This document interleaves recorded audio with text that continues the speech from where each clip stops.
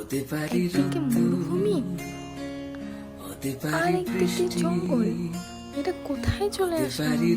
তো চলো আজকে ছিল আমার একটা মেহেন্দি বুকিং। তো আমি মেহেন্দি পড়াতে লোকেশনে পৌঁছে গেছি, আর লোকেশনের মাঝে ওই জায়গাটা ছিল যেখানে আমি মরুভূমি আর জঙ্গল দেখলাম। তো লোকেশনটা আমার বাড়ি খুব একটা দূরে ছিল না, তো ওরই বিয়ের মেহেন্দিটা আমাকে করেছিল। তো দেখো তোমার ডিজাইনটা কিরকম লেগেছে। তোমাদের যদি কারো ভালো লেগে থাকে আমার কাজ, তো অবশ্যই আমাকে বুকিং করতে পারো। এর সাথে একটা কথা বলি, অনেকে আছে যে মেহেন্দির জন্য বুকিং করার পর বলে যে মেহেন্দি তো করে দিবা, যে বুকিং করেছে না তার আশেপাশে অনেকে বলে যে আমাকে একটু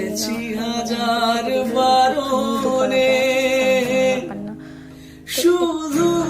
তোমরা তো একটু বুঝবে, এটা আমাদের প্রফেশনালি এই কাজটা আমরা করি। তো এখানে যদি সবসময় সবাইকে ফ্রি সার্ভিস দিই তাহলে তো মানে যাই হোক, তো মাঝে মধ্যে কাউকে করিয়ে দেওয়াটা ঠিক আছে, ছোটো বাচ্চাকে।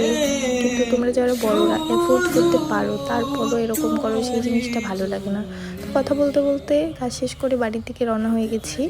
দেখো ভিউটা কত সুন্দর না? তো কথা বলতে বলতে আমার ব্লগটাও শেষ। তোমাদের যদি ভালো লাগে তো লাইক কমেন্ট করো। টাটা।